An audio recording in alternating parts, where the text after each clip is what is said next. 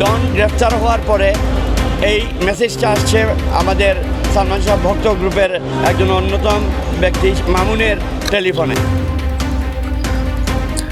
বাংলা চলচ্চিত্রের কিংবদন্তি নায়ক সালমান শাহের মৃত্যুর রহস্য নিয়ে আবারও নতুন আলোচনা শুরু হয়েছে।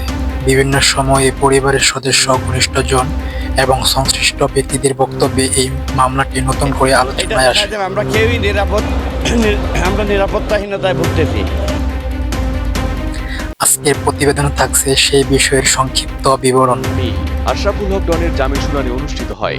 শুনানি শেষে সাংবাদিকদের 1996 সালের 6 সেপ্টেম্বর ঢাকার বাসা থেকে অভিনেতা সালমান শাহের মরদেহ উদ্ধার করা হয়।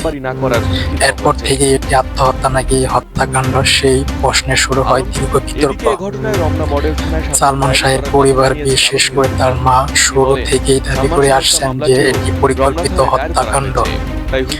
অন্যদিকে তদন্ত সংস্থাগুলো বিভিন্ন সময়ে তাদের তদন্ত প্রতিবেদনে মৃত্যুকে আত্মহত্যা হিসেবে উল্লেখ করেছে। বিগত বছরগুলোতে মামলাটি নিয়ে নতুন নতুন বক্তব্য সামনে এসেছে। বিভিন্ন সাক্ষাৎকার, সালমান শাহের পরিবারের সদস্য, ঘনিষ্ঠজন এবং সংশ্লিষ্ট কয়েকজন ব্যক্তি নানা দাবি করেছেন, যা বিষয়টিকে আবারও আলোচনায় নিয়ে এসেছে।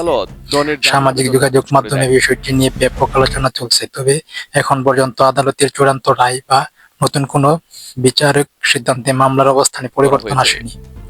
সালমান শাহের মৃত্যুর প্রকৃত রহস্য আজও অনেকের কাছে অমীমাংসিত। নতুন তথ্য ও প্রমাণ সামনে এলে আইন অনুযায়ী সংশ্লিষ্ট কর্তৃপক্ষ তা তদন্ত করবে। আমরা কোনো পক্ষের দাবি সত্য হিসেবে উপস্থাপন করছি না, বরং বিভিন্ন পক্ষের বক্তব্য ও বিদ্যমান তথ্য তুলে ধরছি। দেখার জন্য ধন্যবাদ।